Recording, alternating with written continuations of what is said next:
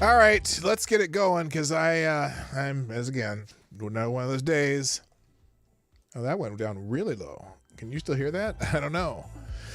Anyway, hi, it's Wednesday. The last show from the studio this week, at least, because tomorrow I'm going to be at the airport as I realized that my flight's at 11 my time, and I'm like, oh, that would only give me a half hour to get to my flight. So I'm going to go to the airport early and we'll chat from the airport.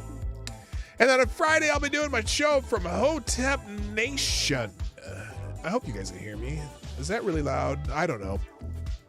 Oh no, that's a good level. Okay. Anyway, so yeah, so we'll get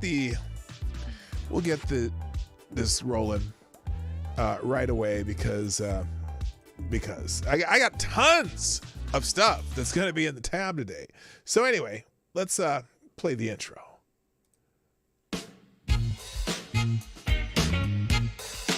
Ladies and gentlemen, coming to you live from the Lucky Dog Studio in a hidden location somewhere in the upper Midwest of the United States of America, it's a brother making his own way but with all the wrong opinions. Welcome to the Morning Night Live with your host, yours truly, P. Dog Night. All right, let's go ahead and stop that noise, that beautiful noise, which is my theme song. I can't remember the name of it. It's in my computer somewhere. Anyway, good morning, everybody. Welcome to the Morning Night Live. I'm your host, Marty, also known as P-Dog Night on the internet. And welcome back to the P-Dog Night channel. It is Wednesday, the 10th of August, 2022, where people in the White House are playing dumb. I got to tell you, just... You know, when we read those stories yesterday about the raid in at Mar-a-Lago, and every single one of these news outlets was saying, well, no, senior officials of the White House say they did not know about the raid in advance, blah, blah, blah. And then I'm like, well, did the president know? Did anybody know? Who in the hell in the FBI thought that it was a smart idea to raid President of the United States' private residence and business without telling the White House? I'm sorry, that makes zero whatsoever because it's setting a precedent, not a president, but a precedent that is unheard of. Well, it's just unbelievable. And especially since, well, it seems they don't seem to have. Well, we'll know eventually. And I was doing 5-day rule on this. I was like, I didn't want to talk about this till Friday because I just think, or Saturday, Monday, or whatever, because it seems like they went and raided something and didn't get anything. But we'll find out, I suppose. But it's amazing to me that nobody in the Justice Department or the FBI said, we do a lot of shit that we do on our own, but this one might be a little extra sensitive. You know, it just, even if it's someone we don't respect, like Donald Trump, you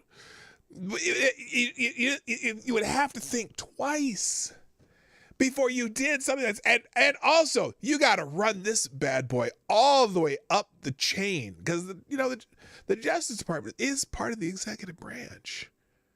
Am I not right? Isn't the Justice Department part of the executive branch, basically? The enforcers of the law? And this one is just so incredibly sensitive, and it's so, look, you make a mistake on something like this, and you may basically you assure another Trump presidency, which is fine with me. I'll take that over this nonsense. After President Sponge Brain Shit Pants, right? It's insanity. So anyway, we're gonna catch up on that. There's a couple things that I wanted to talk about.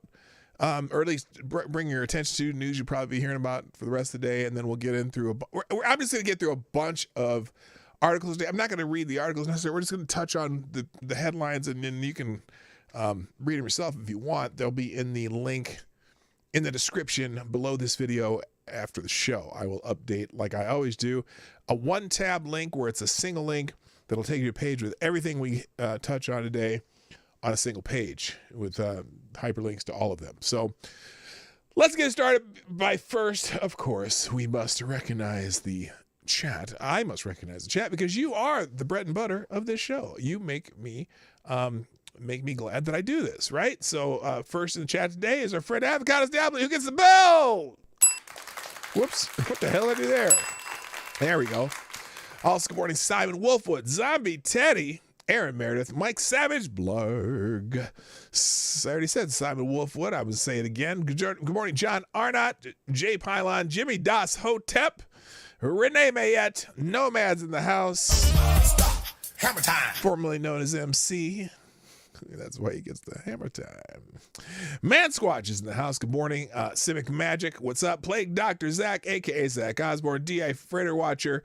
Brock Hopper, a friend of our friend from Down Under. Select a Boys in the house. Boy. Also, Retro Veteran Gamer. Did I miss anybody? Oh, Zan Wild's here. And good morning to you too. So do me a favor. You are the sponsors of the show, but then you sponsor the show by hitting the like button, share the stream before, during, and after the show. And you can also make little tips or whatever if you want to get a prioritized chat. If you want to prioritize chat, I'm more likely to see them if they come via the Streamlabs link. You can do that at pdognight.live. Oh, I need to redo this thing. I'm sorry. And then, or you can use YouTube Super Chats too, or just, you know what? I try to pay attention to the chat, get my attention somehow, but those will guarantee that your prioritized chat will be read. Rick Ashenberger, nice to see you. And Cool Frog, what's up? People are strolling in because I didn't wait the normal 15, 20 minutes before I start the show. So there'll be a lot of people popping in as we move along. All right, let's get into the news because I don't have as much time as I normally do because, again, I'm late. Oh, you know what? The other thing happened this morning? So I wasn't that late. I was actually early enough to start setting up the show, and I almost would have been started by 9 o'clock. But for some reason, and it made me nervous because the last time this happened, I was yeeted for a week. And so I tried to start the stream on YouTube, and somehow YouTube, it wouldn't start. It went 2 times. And I'm like, I set up the show, did all the things, blah, blah, blah, and I'm thinking, here's what I'm thinking. I had that word that we used yesterday in my description. And I'm like, are they censoring your description of the show? Because it had the B with it has the start with the B and ends with an it. And has a bull and O in the middle. And I couldn't it wouldn't start my shit. So I edited that and then it worked. So I don't know if that was really it or if I was doing something wrong. But holy moly, are they really just that, in the words of Ranty Monkey, sensitive as a clit? I don't know. Anyway, good morning, Rachel Madhouse, Dildo, and Richo, my friend from Down Under, another friend from Down Under. I appreciate y'all watching the show. So, all right, let's get into some of the things that you're going to be hearing about today. One of them, oh, wait, real quick, let me do this. What's this say? This says, thank you, Man Squatch, and Tyler F., and for tweeting out the show and or retweeting my tweet. I appreciate that. Yeah, share the stream. Hit that arrow down below, the share arrow or whatever. You can do it however you want to. But really, that really helps if you share the stream. All right, let's get into a couple news items that are hot topics right now. And I was looking through the trending topics on Twitter because that's usually where I find this stuff. And I some of them were curious. Now, Splatoon 3, apparently there's some game from Nintendo. Breakfast Club. If you're familiar with the Breakfast Club on, what's that station in New York? With Charlemagne the God and DJ Envy and Angela Yee, whatever. Well, apparently, Angela Yee says the Breakfast Club as you know it is officially over. Now, I don't know if that's a cryptic tweet or what. It's pretty wild that, let's see, is there a way to open that? No. Anyway, I don't know if you're familiar with that, but that's the show in which Joe Biden went on and did an interview with Charlemagne the God, and that was the interview where Joe Biden said, if you're thinking about the other guy or you're going to vote for the other guy, then you're not black. That's that guy. Now, I don't know if that was on the Breakfast Club. That's who he did the interview with. Anyway, that's a pretty big time show, and I don't know why she tweeted that, but in fact, let's just take a look, because I don't know. Is that cryptic in a way? Let's see. I'll make it. I'll even have it in the trends. And you may or may not be familiar with the Breakfast Club, but it's one of those. It's a big time show. Radio personality Angela, who hosts the morning show, The Breakfast Club with DJ Henry, Charlemagne the God, tweeted that the show, as you know it, is over. And so it sparks the Breakfast Club breakup rumors with tweet Ye is out of the Breakfast Club after 10 years on the popular show. So I don't know what happened there. But anyway, a lot of people are putting some of their favorite clips of the Breakfast Club. I don't know if it's over, but maybe just her. Maybe she's over, or they're over her. I'm sure this is exciting news for all of you. Fifth Amendment's in here. Trump says declining to answer questions by the New York Attorney General, invoking his Fifth Amendment right against self-incrimination. Okay, that's... I don't know. So Donald Trump is going through a deposition today. In New York City on some, apparently the state of New York's been just persecuting him and trying to, give me the man and I'll find you the crime. That's kind of what they're doing right now. So apparently he's doing a deposition about his businesses. He's just saying he's refusing to cooperate, which is fine. Don't fucking cooperate. Make them do their work. It's a bullshit thing. Inflation is in the news. Here's that. Let's see. Let's move on. I didn't have that. Now this one cracks me up. Okay. The consumer price index for July, 8.5%. Consumer prices jumped 8.5% in July compared to a year earlier. But listen how the Associated Press tweets this. Breaking. Falling gas prices gave Americans a slight break from high inflation. Though the surge in overall prices slowed only modestly, consumer prices jumped by 8.5% in July. Now, if it weren't for last month, the 9.1%, which was near record high inflation in the United States, 8.5% inflation is still completely bad. But they're making it sound like, Americans are getting relief because the inflation was only 8.5% in July compared to a year earlier from 9.1% year-over-year jump in June. Inflation slips from 40-year peak but remains high. At least they had their headline, the article, they have the sense to say it remains at a near high. Here's the article. Inflation slows from a 40-year peak but remains high. Falling gas prices gave Americans a slight break from the pain of high inflation last month, though overall prices increases slowed only modestly from a 4-decade high that was reached in June. A 4-decade high.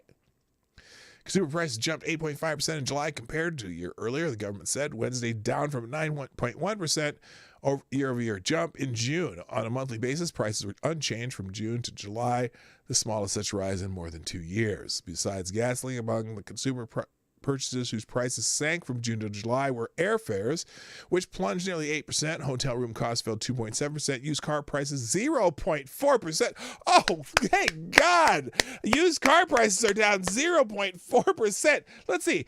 Let me do some calculation here. Where's my phone? Let's do a calculation. Let's say I'm going to buy an $8,000 used car, okay? So let's say, and I'm just giving you a number, 8,000. Okay, let's say, so I was going to buy a $8,000 used car in June, but down 0.4%. So 0.4% equals, I just saved $32 on a used car, an $8,000 used car. Yay! It's embarrassing. Anyway, but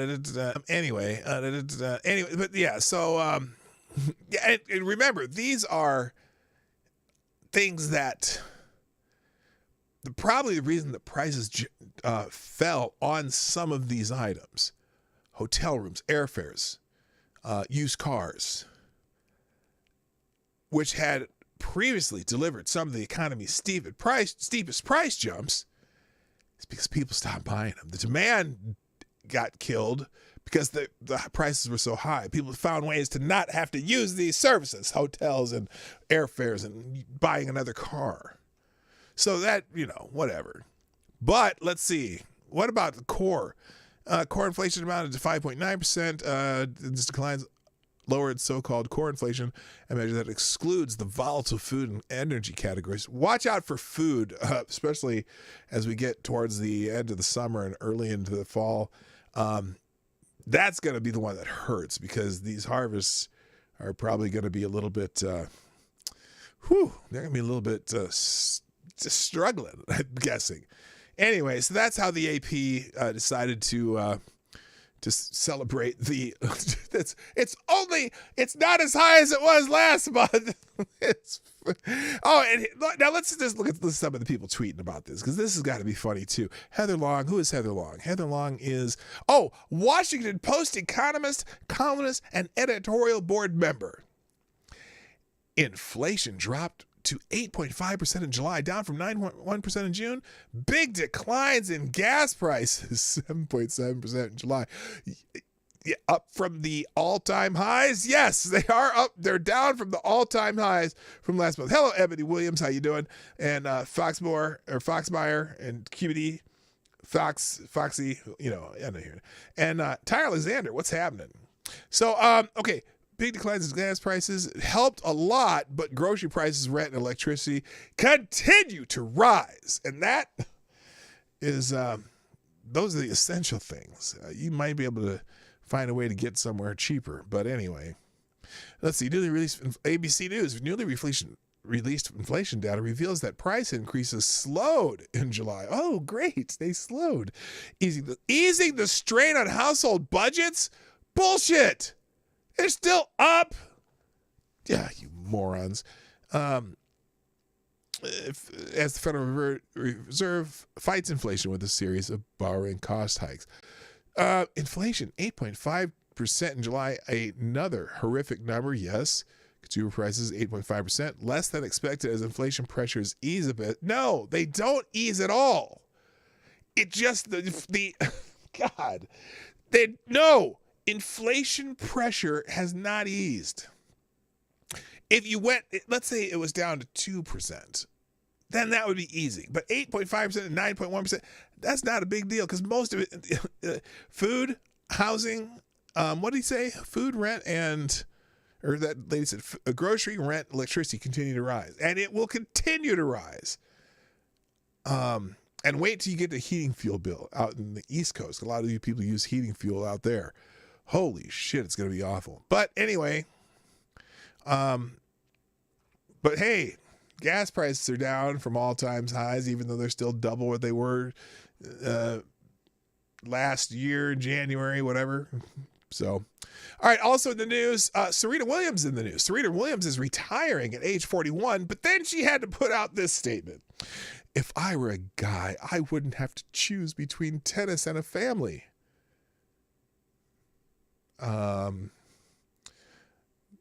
Maybe not. I mean, Serena, I got a feeling. Here's what she said. Believe me, I never wanted to have to choose between tennis and a family, she said. I don't think it's fair.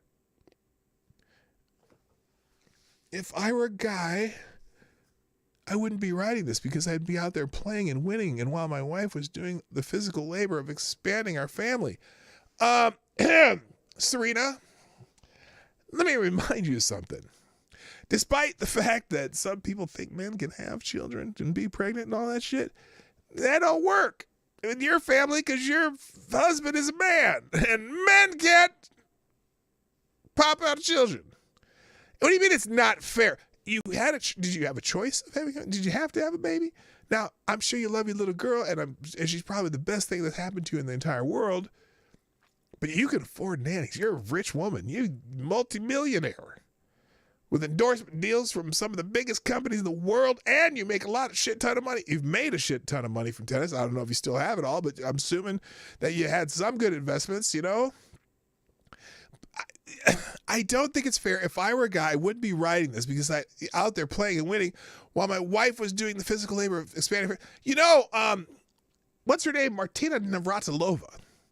She played well into her late 40s and was successful. Now, she doesn't have any kids because she chose not to have any kids. Because, well, she's also, you know, I mean, it's not her, let's put it, say, her love life is not conducive to children. And I don't know if she ever adopted any or not. But, you know, I'm not crying for you there, Serena. I'm not crying for you at all. Good God, if I were a guy, I wouldn't have to choose between tennis and family. You don't have to choose between tennis and family now. Again, you're rich. There she is with her husband. Reddit founder Alex Hannon. Oh, what's Serena taught him about? Oh, that's not him. That's that's his wife. Yeah, she's married to the founder of Reddit.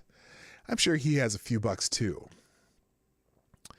But whatever. All right, moving on. Let's see. What's this one?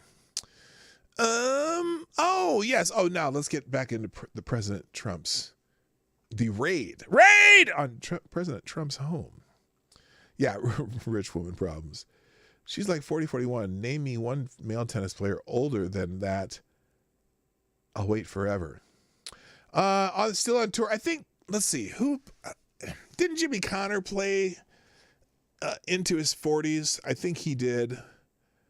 McEnroe retired at about 36, I think. I think Jimmy Connor is one of the few that played at that age and still had some success. Maybe Arthur Ashe might have too. I think he played until he was 40. But yeah, I can't. How many 40-year-old male tennis players are, you know, just firing up the circuit right now? I'm going to guess not too many. Anyway, all right. What? Brittany gained self-awareness from an itchy butthole. I don't know what that means. I'm a little bit concerned. Hello, Damon. How you doing? What the hell's that mean? All right. Don't go backwards. You know, the game gets faster, not slower. Yes. Yes. Serena does a commercial for those fake eggs showcasing how many servants she has. Woman, please. Yeah, I'm sorry. The idea that she can't raise a family, she couldn't do both is, well, Luda. That was a ludicrous reference. Anyway. All right. So anyway, former President Donald Trump's Florida home searched by the FBI. We talked about this yesterday. FBI searched President Donald Trump's residence at his Mar-a-Lago club in Palm Beach, Florida, Monday. According to the New York Times, the search appears to be focused on material including many pages of classified documents. But the President of the United States can determine whether those documents are classified when he was president, that Trump allegedly brought with him when he left the White House. All presidential records are and should be automatically transferred into the custody of the National Archives as soon as the president leaves office, per the Presidential Records Act 78. Keep here for the latest content. So, by the way, he is meeting with the New York Attorney General team amid years-long probe into the Trump organization because they're again, find me the man, I'll show you the crime. Now, former President Trump tried to turn the news that the FBI had searched his Florida state to his benefit, citing the investigation in text messages and emails soliciting political donations from his supporters. So that's actually a Reuters legal article. Let's click on that. I'm going to open that one too. I wasn't planning on it. Let's see. So he fundraised off the fact that the FBI is in his home. Trump used the FBI search of his Mar-a-Lago home to solicit campaign donations. Former U.S. President Donald Trump tried to turn the news that the FBI searched his Florida state to his benefits. Of course, well, why not? The unprecedented search marked a significant escalation of the federal investigation into whether Trump illegally removed records from the White House as he was leaving office in January 2021. Trump continues to flirt publicly with running again for president in 2024, but has not said clearly whether he will do so. Well, they're doing everything they can to try to make that not happen. Hello, Spambot22. What's happening? And Eddie Haskell's in the house. Nice to see you. So, so Reuters is complaining that he's fundraising off of the fact that the FBI raided his house. You know what? Politicians will fundraise off of anything, and that's not unusual. It doesn't surprise me at all. In fact, let me just, you know who else is fundraising off of that news? Hillary Clinton fundraises on double standard afforded to her. I suppose this is Carrie Lake who says, I suppose this sets a precedent. I wonder if people like Barack Obama and Hillary Clinton should be nervous if President Trump ever makes it back into the White House. That's a good question. So anyway, as you heard, FBI agents raided and occupied President Trump's Mar-a-Lago home. Almost instantly, people started questioning the double standard. Ted Cruz said, what did Ted Cruz say? Two-time Congress must demand answers. We need hearings. We need subpoenas. Dems in charge will refuse, but the American people deserve to know why Biden is using the FBI as his political enforcers. Same DOJ ignored Hunter Biden, who filmed himself committing multiple felonies, ignored Hillary Clinton, largely ignored BLM Antifa rioters, ignored dangerous protesters outside justices' homes, and ignored Jeffrey Epstein's clients. Why has nobody on that client list been questioned or arrested? Real quick, thank you, Rachel Madhouse Dildo, for sponsoring the show. You are the first sponsor today. We appreciate you. From YouTube Super Chat, it says, what the hell is that? There's a really weird bug down here. All right, it's no longer. I just killed it. It says, I heard you're going to a BBC conference. Good luck.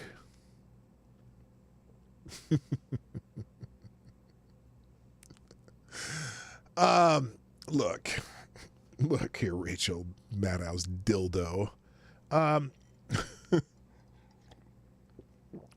going to HotepCon.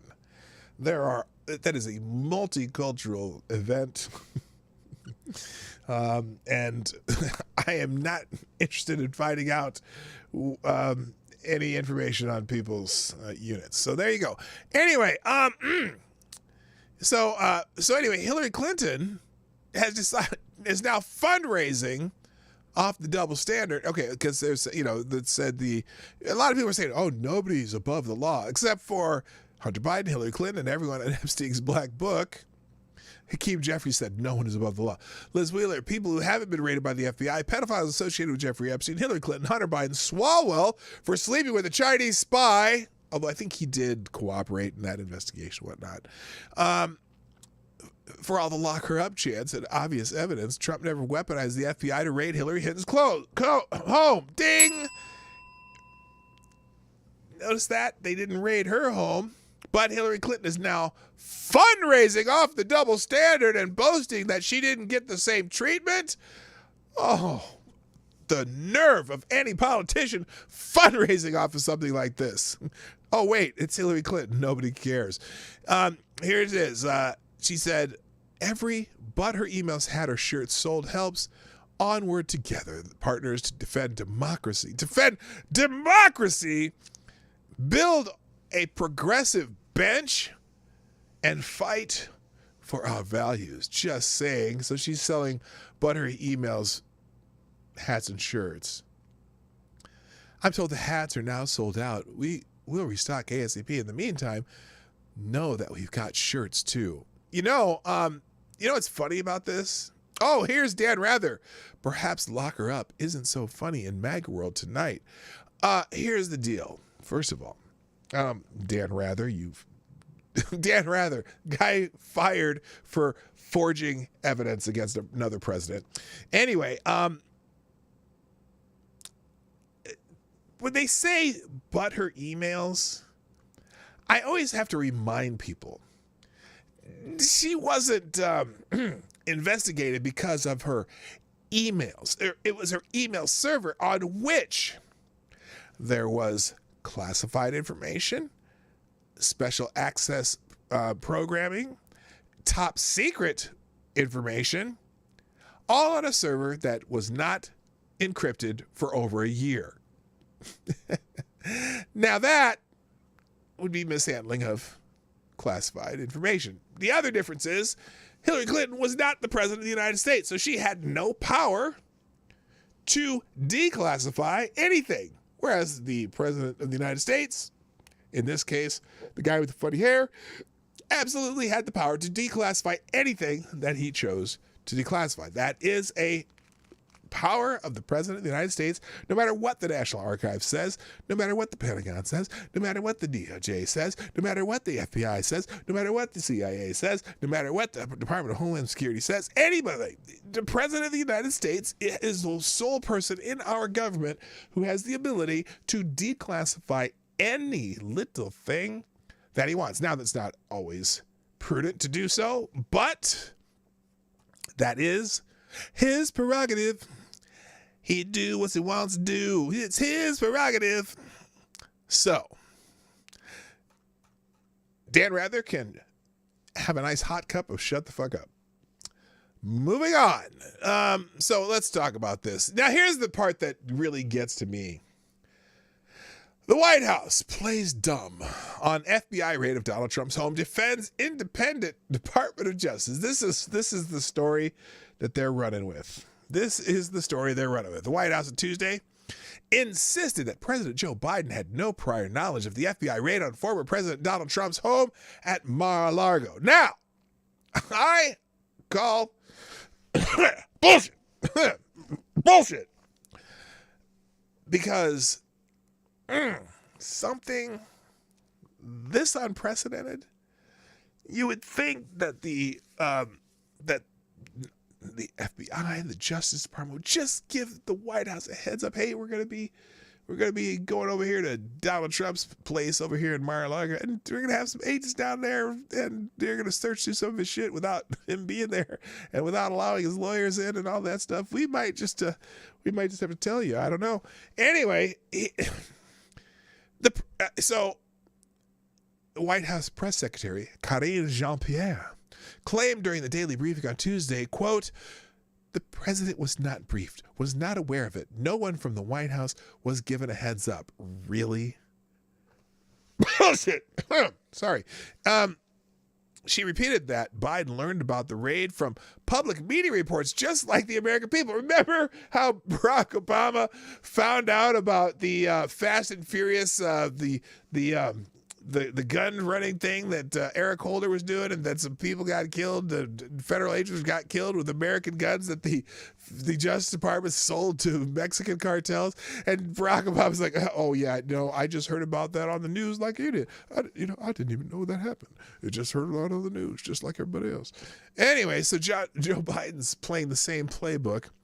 Now, she also went on to say, let's see, Jean-Pierre insisted Biden's Justice Department was independent from his administration under the leadership of Attorney General Merrick Garland, citing the president's endorsement of Garland's leadership when he was selected as Attorney General. But wait a minute, this is the FBI that did the raid. They're directly under the President of the United States, as was Merrick Garland. But anyway, I want to remind everyone of what Biden said when he nominated Merrick Garland. "We need to restore the honor, integrity, and independence of the Department of Justice that has been so badly damaged." Oh, really? You mean the Department of Justice that was trying to classify parents as terrorists? Oh, my, yes. Oh, you guys are so full of shit. It's amazing.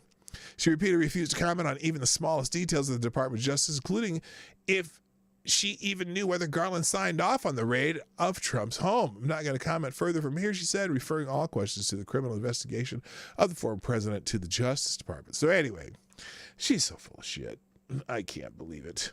All right, let's see. Oh, you know who else has been kind of quiet about this, though? Mitch McConnell. Mitch McConnell. What? Now, I'm trying to figure out, because Mitch McConnell is a swamp creature, and he's, he's the old school establishment Republican, and, he talks like this because he's got the echo comes from down in the second and third chin, and so he always has to talk like this. Senate Minority Leader Mitch McConnell refused to answer questions about the FBI raid on Mar-a-Lago, the home of the president, former President Donald Trump. During a press event, when McConnell was asked about his reaction to the FBI raid at Mar-a-Lago, he quickly responded, quote, I'm here today to talk about the flood and the recovery from the flood, because there's bad flooding in Kentucky, and it's one of those disaster areas and shit. Here's McConnell. Let's see how he talks. What is your reaction to the FBI raid yesterday at Mar-a-Lago? I'm here today to talk about the flood and the recovery from the flood. Okay, that's all he had to say. But you know what? I'm going to give him one tiny bit of credit here. He look, he didn't necessarily have to comment on it. There's really bad flooding. He's worried about the people of Kentucky. I can kind of understand why he's there in a press conference about the flood and not to talk about it. But it's weird because Kevin McCarthy certainly has said things about it. Let's see. They attempted to reach McConnell's office and not heard back by the time of publication. At this time, 3 Republican senators and leadership have issued public statements condemning the raid, including Republican Conference Chair John Barrasso from West Virginia, National Republican Senatorial Committee Chair Rick Scott, Florida, and Senate Republican Conference Vice Chair Joni Ernst. That's weird. Only 3 well, no, I think I think Rubio said something too. There have been other. They're pretty cool. Let's just say a lot of these establishment types are a little bit quiet about this, though. It's really weird. All right, let's move here. Anyway, we'll move on because I got like I said, I got a lot to get to. Now, interesting column from Robert Spencer. There has been bitter acrimony between political camps before, but the raid is something new. Wait, one in the chat, if you think Mitch's mom should have swallowed. Oh my God. Wow. Hello, Lord Stanhope. Bourbon price set to soar. Oh, yeah. But you might be, well, maybe the moonshine industry will grow a little bit. Anyway, 2024 is shaping up to be one of the hotly contested presidential elections in history, but we have been here before. Even way back at the beginning of our embattled republic, the 1800 campaign was hotly contested and stands out as notably acrimonious, even now, from the vantage point of 200 more years of acrimonious campaigns. In those days, candidates themselves did not campaign, but others more than took up the slack. According to Rating America's Presidents, the Federalist Hartford Courant sounded the alarm about the consequences of electing the deist Jefferson president. Murder, robbery, rape, adultery, incest will all be openly taught and practiced. The air will be rent with the cries of the distress. The soil will be soaked with blood, and the nation's black with crimes. A Federalist leaflet invoked the bloody excesses of the French Revolutions. Can serious and reflecting men look about them and doubt that if Jefferson is elected and the Jacobins get into authority, that those morals which protect our lives from the knife of the assassin, which guard the chastity of our wives and daughters from seduction and violence, defend the property from plunder and devastation, and shield our religion from contempt and profanation, will not be trampled upon and exploded. Okay, they were really not, they really didn't want to get old Jefferson elected. Holy shit. Jefferson supporters gave it this right back, calling Adams' presidency one continued tempest of malignant passions. They claimed that he planned to marry off one of his sons to a daughter of a British King George III and start an American monarchy. That was one of the milder charges. Adams' wife Abigail lamented that during the 1800 campaign, enough abuse and scandal was published to ruin and corrupt the minds and morals of the best people in the world. Anyway, he's going on a little history lesson on acrimonious presidential campaigns. Wilson and his hatred for Theodore Roosevelt. There's a whole bunch here. It's a pretty interesting article, but I wanted to get down to the bottom part. Joe Biden and Merrick Garland have shown they do not have. Nevertheless, when Wilson was president, he still had enough respect for the American system to refrain from turning the federal law enforcement apparatus into an instrument of partisan politics. Joe Biden and Merrick Garland have shown that they do not have that respect. They appear willing to do anything to destroy Donald Trump. And so they have gone where none of Joe Biden's predecessors have ever dared go. With this new president, they have set the raid on Trump's home. They have placed the nation on new and dangerous ground with what is coming next. God help us all. So that's the point of the article. You should read at how nasty some of these prior presidential campaigns were in the past. It's very interesting. Thank you. Oh, longtime sponsor, BBC Rentals is back. Nice to have you back, my friends. Let's see. BBC Rentals deserves a little funk for its contribution. Let me bring some. Let's see. Try this. We'll do this. Here we go. Thank you, BBC Rentals. Dropping a deuce in the tip jar. As an honorary member of BBC Rentals, you can recruit a few new members for our Karen-breaking service. Few new members for our Karen-breaking service. BBC Rentals. Unless you are racist. Thank you, BBC Rentals, for sponsoring the show. Appreciate it. Also, FoxB2 dropping a 5 via YouTube Super Chat. Thank you, sir. Who says, every single day, I thank every conceivable deity that I am not David Cockypox Pac-Man. Well, that is extra special. By the way, BBC Rentals, you are the new Streamlabs Superstar sponsor of the day. Yes, only the Streamlabs donations can be the Streamlabs Superstar sponsor of the day. And the only reason that is because it only tracks the Super Streamlabs sponsors. But you know what? I appreciate everyone who does YouTube Super Chats too. All right, let's move on. Turn the music off. Thank you. All right, let's move on. In the New York Post today, there's a lot of people talking about this whole raid on the president's residence. FBI. Now, here's some details that we didn't know yet. And this is from Miranda Devine at the New York Post, who says the FBI searched Melania's wardrobe, spent hours in Trump's private office during the Mar-a-Lago raid. FBI agents scoured Melania Trump's wardrobe. Why? You know what? I know what they were doing. They were all up in her underwear drawer. You know what they were doing. There's they were sniffing and stroking and all kinds of stuff. FBI agents scoured Melania Trump's wardrobe and spent several hours combing through Donald Trump's private office, breaking open his safe and rifling through drawers when they raided the former First Family Mar-a-Lago home in Florida Monday morning.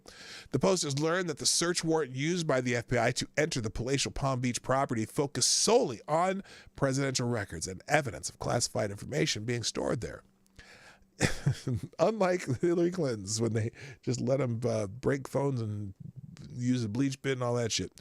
A source close to the former president expressed concern that FBI agents or DOJ lawyers conducting the search could have planted stuff because they would not allow Trump's attorneys inside the 128-room building to observe the operation, which lasted more than 9 hours.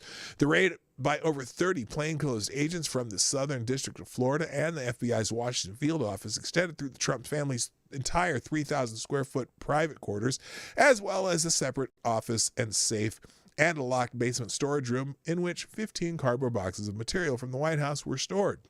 Feds arrived at 9 a.m. and didn't leave till 6:30 p.m. An eyewitness of the raid said that all of the boxes were confiscated by federal agents Monday, but it is unknown if anything else was taken, as no itemized list was provided by the FBI. You know, they're just fucking with him. They're gonna throw some shit in there that he didn't have. I'm guarantee you. Let's see. Where's the rest of the article? Is that the whole article? Oh, no. The boxes contain documents and mementos from Trump's presidency, reportedly included letters from Barack Obama and Kim Jong-un and other correspondence with world leaders. A legal source said that the boxes had been packed up by the General Services Administration and shipped to Mar-a-Lago when Trump was left office in January 2020. Wait a minute. So the General Services Administration packed the boxes, sent them to Mar-a-Lago. Okay, so did they just happen to have this shit there on accident? I don't get it. A legal source said that the box, Trump's attorney, led by Evan Corcoran, had been cooperating fully with the federal authorities on the return of the documents to the National Archives and Records Administration, according to sources. So why did they raid the Mar-a-Lago? That's what I don't get. In May, court had granted access into Mar-a-Lago's windowless storage room to FBI agents who spent several hours searching through the boxes. Trump stopped by the basement to say hello at one point, says someone who was there. The Trump family since has decamped for the summer to his golf estate in Bedminster, New Jersey. Mar-a-Lago is closed for the season, and only a skeleton staff, including groundskeepers, were present during Monday's raid. Access to the 20-acre private country club, believed to have been granted by heavy armed U.S. Secret Service agents stationed at the front gates and toting M4 carbines. Lawyers for the former president, who were caught off guard by the raid, arrived an hour later. The FBI would not have executed a warrant without notifying the Secret Service first, according to a retired high-ranking U.S. Secret Service agent. Their legal counsel probably would have directed them to see a copy of the warrant and then step back. Once inside the air-conditioned and white marble-clad private quarters, agents fanned out to search every room, while shocked staff were instructed by Trump's lawyers to unlock doors and provide FBI access to every room, including the sumptuous Versailles master bedroom renovated by Melania 2 years ago. So, armed agents out here searching through his shit. I can't believe it. Hello, Tales of Gore. I cannot believe this shit. I cannot believe it. And someone in the White House, nobody in the White House knew about this. Merrick Garland signed off on this. And they were already cooperating, and the FBI agents had already been there looking through the boxes, and now they get a warrant to come through there. This is you know what it is? Remember when Chuck Schumer said the intelligence agencies have 6 ways to Sunday to get back at you if you whatever. Donald Trump didn't like these agencies, and they are getting back at Trump. It's a shot across the bow. If you run for president, this is the kind of shit we're going to start doing. People were throwing around the word banana republic yesterday. In fact, one of the guys, it was funny because someone asked me at work this morning, asked me, they kept calling it a banana republic, and he didn't understand what the term meant. Basically, a lot of the South American dictators or so-called democracies, when they would dispose, when they'd have a change in power, they would often go and put their opponents in jail and shit like that. So they called them banana republics based on places where bananas grow. But anyway, this is nuts. I'm telling you, this is nuts. All right, I gotta keep going. Now, a CNN guest ripped the Mar-a-Lago raid. Let's see if they have a clip, because this is how long is this? Is it long enough? This is the whole thing, or is this just part of it? Oh, I got a damn biology is a social construct. Capitalism is evil. Hang on. Antifa isn't real. When the news stops making sense, Okay, we're gonna. that's what the Epic Times does. Okay, Subscribe now. let's skip the ad. They lied. Oh my God! Come on! 2 ads on this, both for the Epic Times. It looks like the Durbin investigation. That was clear. Okay, there we go. So, Scott, a judge had to sign off on this. The FBI So listen to this. This believed guy's it to be pissed. necessary. Still, what is the view you are hearing tonight from those in the Republican Party? Gosh, I've talked to a few people and have been watching some reaction, John, and most people have reacted this way. Most and that people is, are if you don't pissed. convict Donald Trump now, you have martyred Donald Trump. You have basically guaranteed him the nomination for the Republican Party in 2024. And you're going to give him a big weapon to go after Joe Biden or, whatever Democrat emerges in 2024 if they don't convict him. I mean, they've raided the guy's house. I mean, one person told me there's no one going back now. I mean, this is total, It's a shot across the There's no bow. reconciliation here when you raid somebody's house. And so because of the political implications of that, I'm curious to know about what did the White House know? There was some reporting from They're Jonathan lying. Martin from the New York Times, not CNN, the New York Times, saying senior political figures in the Biden White House didn't know. They were blindsided by the news on Twitter. I want to know if Joe Biden knew. And frankly, found out about given it the on Twitter, implications of this, just like Barack former Obama. president, probable candidate, I think the current president ought to say whether he knew about it in advance from the Attorney General, because I think a lot of Americans, a lot of Republicans are going to want to know the answer to that question tonight. Dana, we do have the answer to that question. Yeah, and our understanding is no. Yes, we're just going to take. They're just going to take White House's word. Wait a minute, you see how fast he did that? Whether he knew about it in advance from the Attorney General, because I think a lot of Americans, a lot of Republicans, they're covering don't know the answer to that question the tonight. president. Dana, we do have the answer. We know the answer. Our understanding is we know that they don't. That the White House didn't know, and they say Caitlin they didn't Collins know, was so just we believe them. Earlier, we immediately believe them because they said so. They said so. So because they said so, we know that they didn't know, because they would never, ever, ever, ever lie about it. Piece of shit. Anyway, thank you, Liberal Tire. Oh, this is Liberal Tire. Whoa, Liberal Tire's back. You need some funk too. It's not Friday, but I can't play funk this Friday. Thank you, Liberal Tire, dropping a small bullet in the tip jar. It says, finally, the walls are closing in on Trump. I can't wait to see him in the orange jumper. Oh yeah, the perp walk. I'm going to buy tickets and wear my Sunday best to the trial. Les, thank you, Liberal Tire. You are special.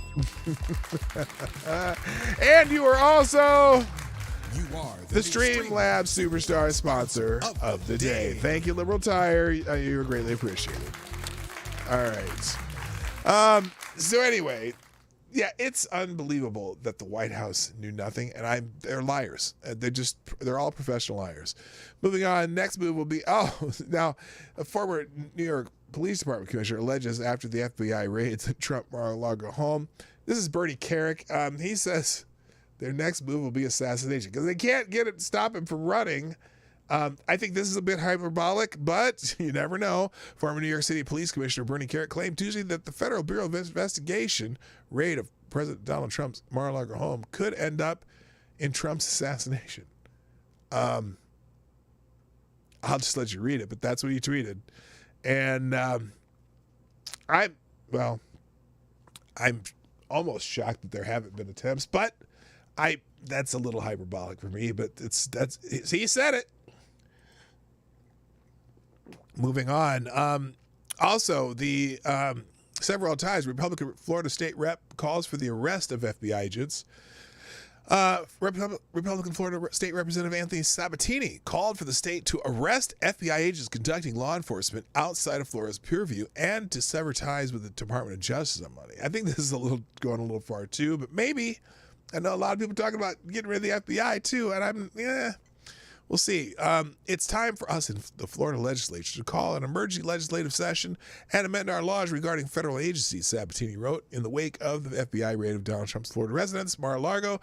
Sever all ties with the DOJ immediately. Any FBI agent conducting law enforcement functions outside of the purview of our state should be arrested upon sight. Now, there is it's a supremacy clause, I think, would restrict that. But anyway, many Republicans have described the raid of Trump's residence as a politically motivated abuse of power. He states he said the state legislators need to put pressure on the FBI by limiting local agencies' cooperation with them and requiring them to seek permission from the state before conducting operations in Florida. Interesting idea. I don't know if that's a great idea, but it is what it is. And honestly, the way the FBI did this shit, you got to wonder. Anyway, as for the search warrant or not, Americans have no reason to believe the FBI raid on Trump's Florida home was justified. This is in the in the Federalist. Just give you the lead here. Americans do not need to defer to the court that already issued multiple falsified warrants against the former president. That's the other thing. The judge shopping here. They got a magistrate judge who's not magistrate judges are not appointed by the president. They're appointed by permanently appointed other judges. And I don't know this, they've got some pictures of this guy. He's kind of a normal guy, but he did stop being a judge for a time being to be the defense lawyer for some of Jeffrey Epstein's employees. It's weird. Hello, Big Dro. How you doing? Yes, give it a like. Hit the like button and do all that stuff that I ask you to do all the time.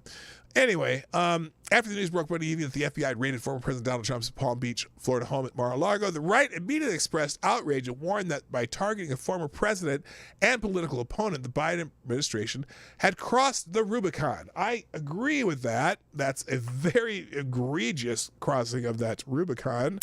The left for its contribution, highlighted the federal statute that provides that a person who unlawfully conceals government records shall be disqualified from holding any office under the United States. Now, what's funny about that?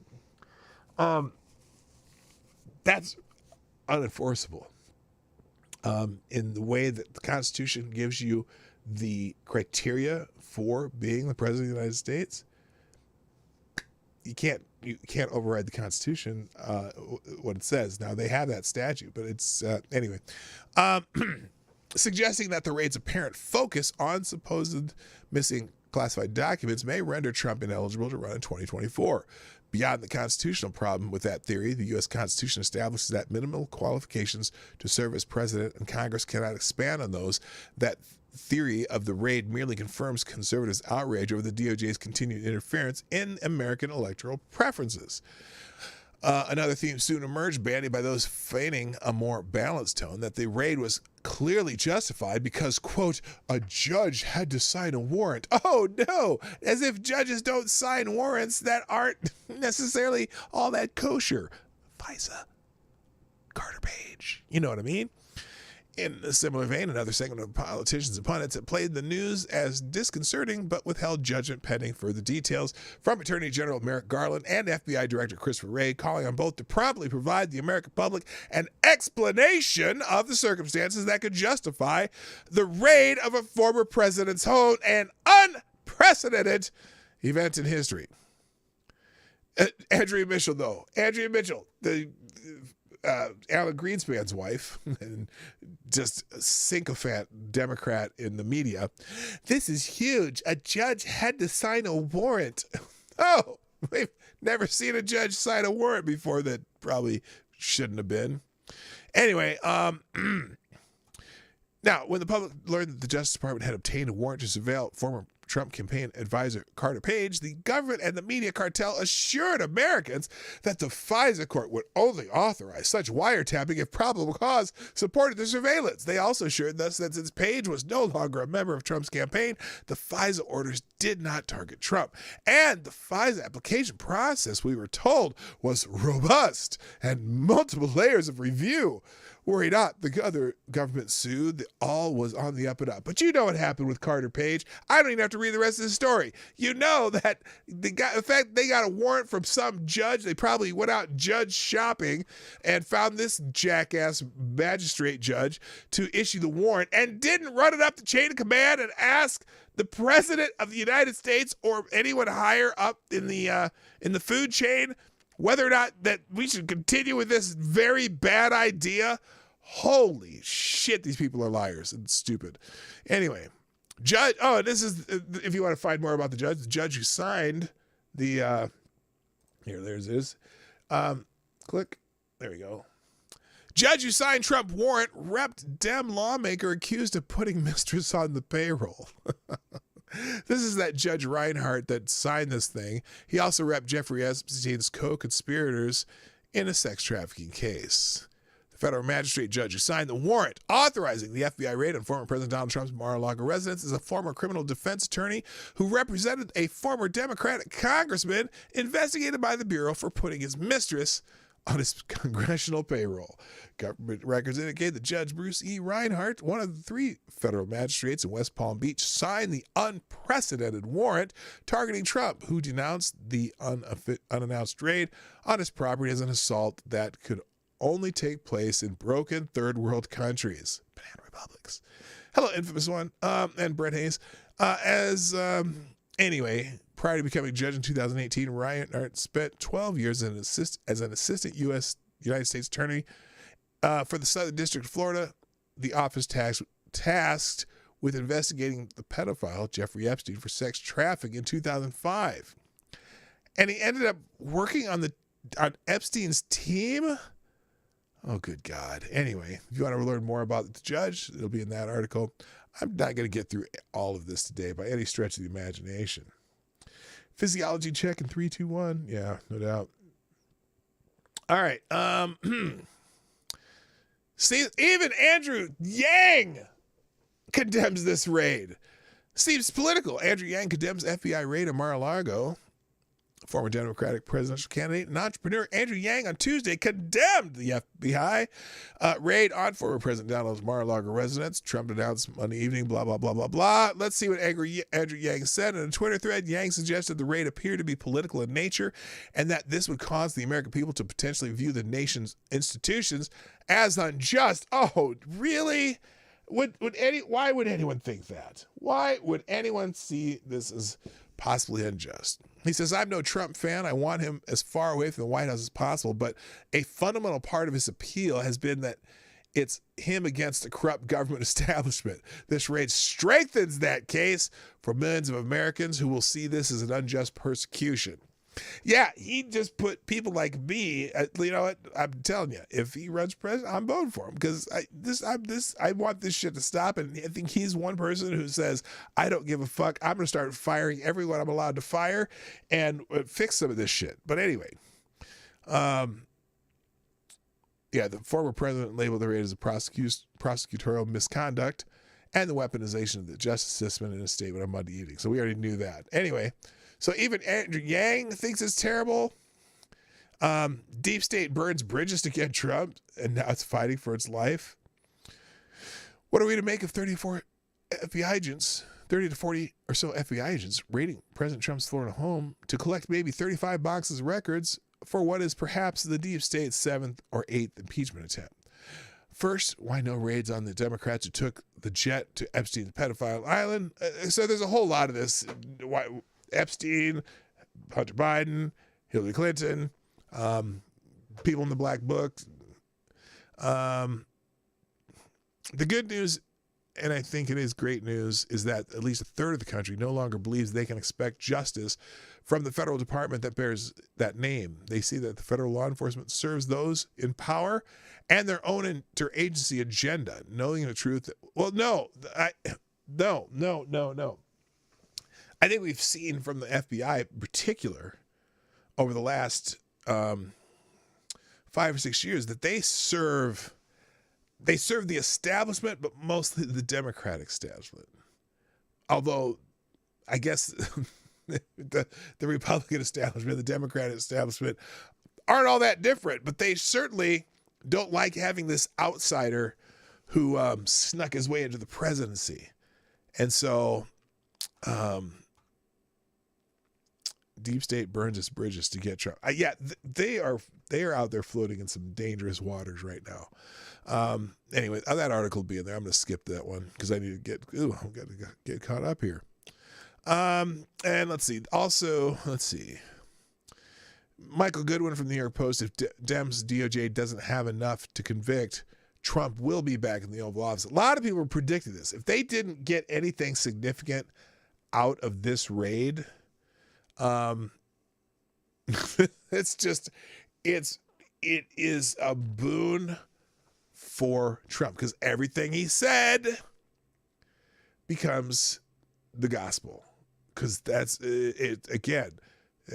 He could ride persecution complex all the way back to the White House again. We'll have our second Grover Cleveland. Now, someone just asked me about this. Where was this? Did you see Scott Perry says the FBI seized his phone? Funny you should mention that, Brent. Federal FBI confiscates the cell phone of a Republican congressman. Federal agents confiscated the personal cell phone of Representative Scott Perry while he was traveling on Tuesday with his family, the lawmaker says. Quote, this morning while traveling with my family, 3 FBI agents visited me and seized my cell phone, Perry said in a statement. They made no attempt to contact my lawyer, who would have made arrangements for them to have my phone if it was their wish. I'm outraged, though not surprised, that the FBI, under the direction of Merrick Garland's DOJ, would seize the phone of a sitting member of Congress. They are all these people saying Banana Republic or even Soviet style. Or, I mean, it's funny. They all bitch about Putin, but boy, isn't this the kind of shit that Putin would do? I'm sorry. How he did. Next thing you know, someone's going to have a mysterious poisoning.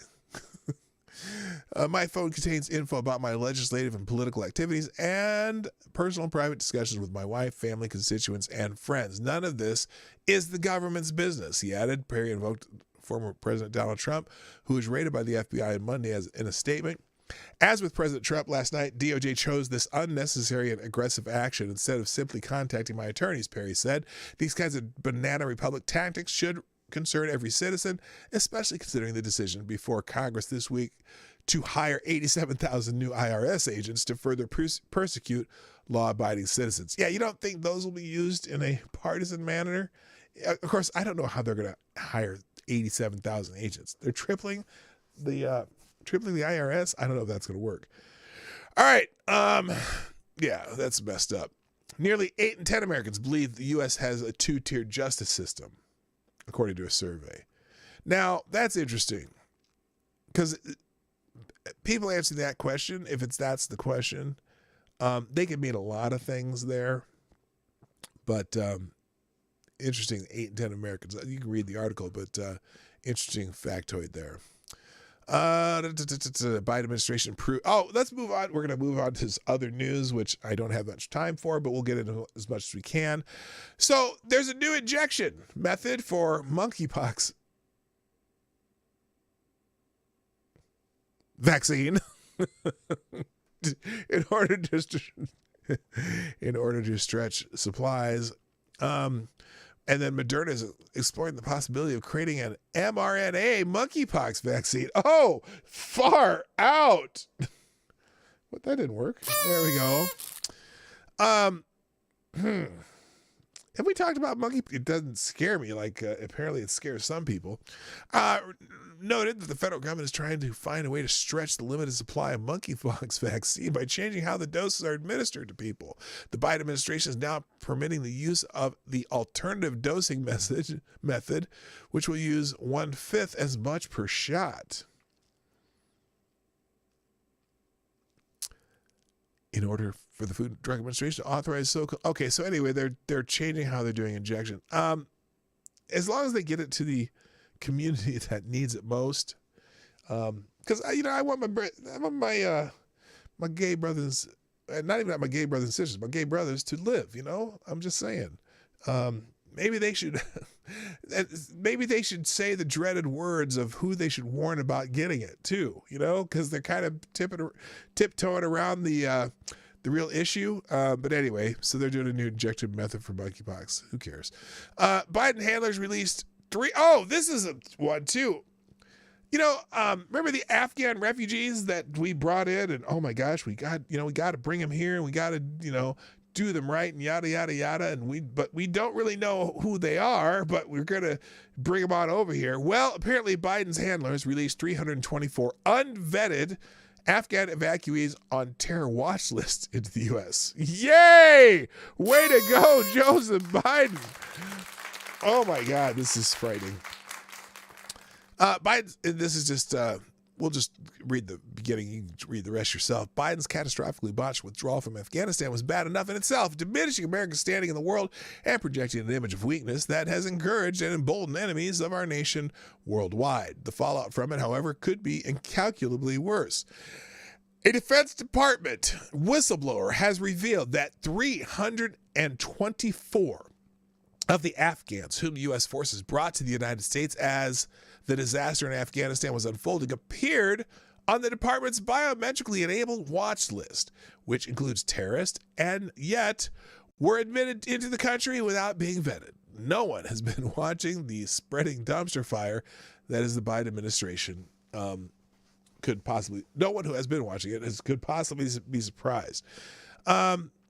Fan-fucking-tastic. We're 324 that were possibly on a terror watch list. So great. Way to go. Way to go, Joe. Yeah.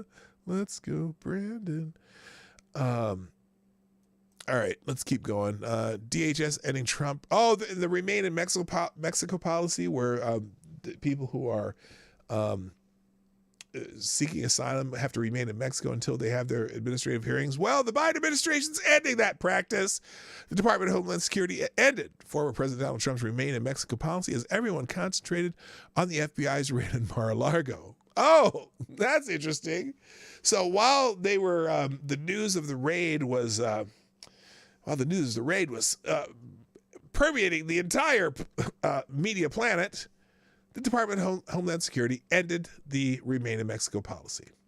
Not suspicious timing at all. They didn't know it, but they didn't know about the raid on Mar-a-Lago. How would they know to do that right as there's all the news is about the raid on Mar-a-Lago? The Migrant Protection Protocols, MPP, also known as Remain in Mexico, had those seeking asylum stay in Mexico as the Fed processed their claims. On June 30th, the Supreme Court ruled the Biden administration could end MPP. On Monday, U.S. Judge Matthew Kaczmarek, that's about as close as I'm going to get to that name, set aside his August 2021 ruling that forced the administration to reinstate MPP. He set aside that forced the Biden administration to reinstate. So a judge did this. It wasn't necessarily the Biden administration.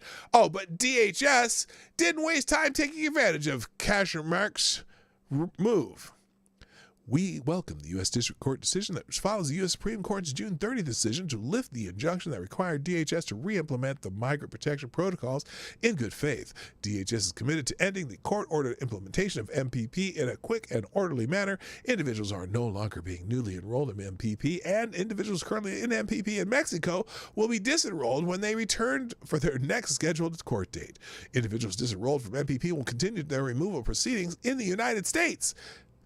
Yay. So, yeah, we're not, this is, I think he's trying to destroy this country. I don't know. Anyway. Oh, Eric Adams is mad about immigration, too. More immigration. Eric Adams threatens to send busloads of New Yorkers to Texas because Texas has been sending these migrants, illegal aliens, to New York City. And he doesn't like it. Here it is. New York City Mayor Eric Adams threatened to send New Yorkers to Texas to campaign against the state's. Oh, he's going to send people to complain. New York, not like sending them not like Texas has been sending all the illegal aliens to New York, but he's going to send some New Yorkers to complain. You know how much Texans love New Yorkers. New York City, get a rope. Anyway, New York City Mayor Eric Adams threatened to send New Yorkers to Texas to campaign against the state's governor, Greg Abbott, days after the first busloads of migrants arrived in New York City. Oh, campaign against his governorship, governor race with Beta. According to the Friday's press release, Abbott has bused 6,500 illegal migrants to D.C. and now New York City from the Texas southern border. Well, wait, what?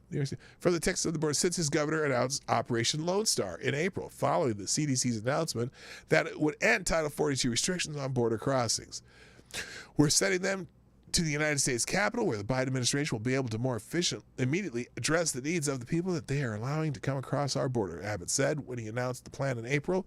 Abbott sent the first busload of migrants to New York City Friday, saying in a press release that he hoped Adams follows through on his promise of welcoming all migrants with open arms so that our overrun and overwhelmed border towns can find relief. Mayor Adams reacted to the move in a press conference on Tuesday, saying, I am deeply contemplating taking a busload of New Yorkers to go to Texas and do some good old-fashioned door knocking, Adams said, because we have to, for the good of America. We have to get them, Abbott out of office. You know what?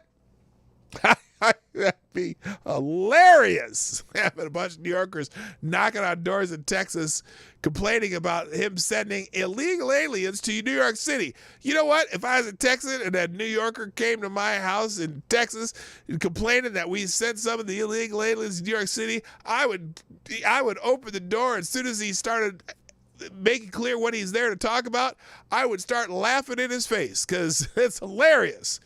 Anyway, yeah. Can't handle 6,500, LOL, about 1 million here in Texas. Yes, it's crazy. So, Good luck, Mayor Adams. I don't know. All right, I'm out of time, but let me just do some of these. Mario Bowser also opposing migrant buses, longtime supporter of D.C.'s sanctuary city policy. Yes, all these sanctuary cities do not want the illegal aliens in their cities. So I thought there was a reason you were a sanctuary city. So that's a Breitbart article. All right, and then here's what's left. Let's see. Florida school board member brags about promoting woke ideology from inside. Oh, yeah, that was on a video where she's saying that here in Florida, there are school board members that are woke. We are working from the best strategic spot because we're working from the inside. Yes, woke school board members working from the inside. Not good. Let's see. Also, Princeton introduces... Oh, Princeton University. Oh, did I accidentally close that? I think I did. Shit. What the hell happened there? Okay, there's that. Oh, I accidentally closed it. Let me see if I can open it back up because it was a pretty good one. Reopen close tab. There it is. Princeton University introduces a diversity search filter for university vendors. Basically, they want people who are vendors to Princeton to make sure that they have diversity in their workforce. So they want to make sure that there's LGBTQ people, African Americans, Native Americans, veterans, and Asian Pacific American women, and among other combinations. And if they don't, then they're not going to use them as vendors. So for example, let's say you have vending machines, not just vendors as well, or let's say you have a place that supplies you pencils, right? If you do not have a lesbian, Asian Pacific minor, trans woman on your staff, they don't want to buy pencils from you. It makes perfect sense. I just saying. Anyway, you can read that article too.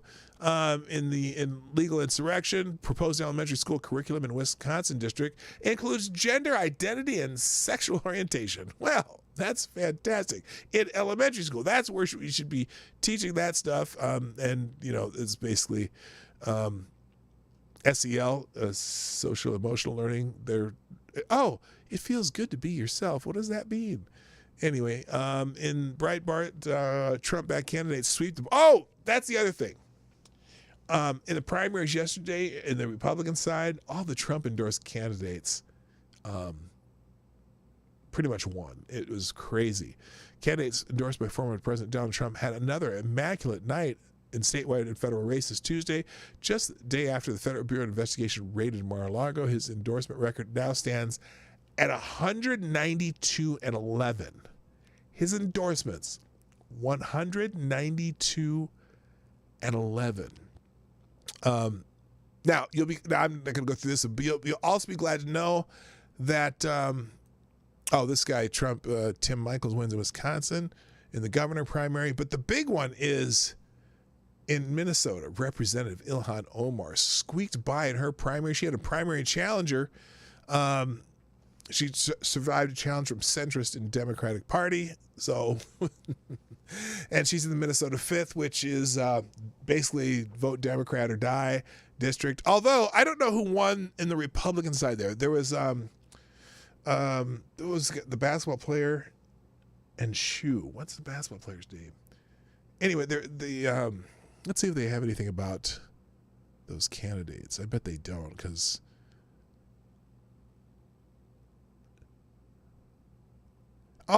Republican Cicely Davis, who won the GOP primary over two other opponents with 48% of the vote. So that was, what's the guy's name that played at Iowa State? Didn't like to fly. Well, anyway. All right, we'll move on. And let's see. Oh. Okay, is this video? We'll just show the video. And then the rest, you'll have to just check the tabs. And then I'll read the super chat, and I got to get out of here. Apparently, Biden shook hands with Chuck Schumer, but then he forgets that he just shook hands with Schumer just a second later. This is just a funny video because it's one of those Joe Biden moments that we've been seeing so often. And we'll finish out the show with this one. As soon as come on, computer. Come on, baby. You can do it. Oh, my God. Here we go. All right. There we go. All right. Here's Joe Biden shaking hands with Chuck Schumer. Oh, good God. Now our great speaker, our partner, who all of these bills we've met. Here, I'll show it again. There he shakes hand with Joe, and then he goes back and shakes hand. Now Joe puts his hand out again. Now our great speaker, our partner, who all of these bills we've met. All right, so he forgot that he already shook hands with Joe. All right, that's got to be it, guys. There's other articles in the tabs. Look it up. Thank Now you. our great speaker, Okay, shut up, Chuck. partner, Shut up, Chuck. all of these Shut bills we've met. the fuck up, Chuck. Thank you. All right, ladies and gentlemen, I got to call it a day, but before I do, we have let's see, Damian Girth Wynn. Thank you for dropping a couple bullets in the tip jar. Here's part one. Sup, P-Dog? I'm a little confused about this new talk of Trump's 15 boxes. Didn't the National Archives and Records Administration already recover them back in January? Here's a link to the Washington Post article that discusses it. Well, let's open that up. Maybe. There we go. Let's check this out. Am I going to get you to? Nope. Okay. So this is in January. Yes. By the way, the answer is yes. They have. Oh, good God. Maybe let's see here. Let me see if I can find the archive version because I'm getting one of those things here. Yes, it was archived 5 months ago. So the 15 boxes, to answer your question, they've known about this in January. The administration, Trump has been cooperating with them on getting these boxes. Okay, so for the 15 boxes of documents, some classified as marked top secret, long journey, blah, blah, blah, blah, blah. So the FBI has already been in there looking at these boxes and getting some of the material back, right? But I'm not sure why that material is still there, if it was. But they've been negotiating with Trump's people to get that stuff, get it back. And I don't know why they felt like they needed to raid Mar-a-Lago while he was not there to look for this, and then also go through Melania's underwear drawer. To answer your question. Let's see. It says, subject. Okay, a little confused. Here's a link to the Washington Post article that discusses it. And then from the Washington Post article, on January 17th, a contractor dispatched by the archives arrived at Mar-a-Lago to load the boxes into a truck and transport them 1,000 miles north, eventually landing at a skiff, which is, one of those places where they go through documents in private in the greater Washington area. So I don't know why this has happened twice. And thank you for sponsoring the show. You are the new Streamlab. You are the new Streamlab Superstar sponsor of the day. So yeah, I don't know why this is being done a second time through an FBI raid. I just don't know. They've been cooperating the whole time. I don't know. That's my answer. I'm going to stick to it. All right, guys, I do need to go. Thank you so much for being here today at the Morning Night Live. I will be here again tomorrow at a indeterminate time and Friday at another indeterminate time because I'm not sure how early I'm going to get up after the first night in Vegas, but I'm going to do a show, probably interviewing people around the HotepCon event.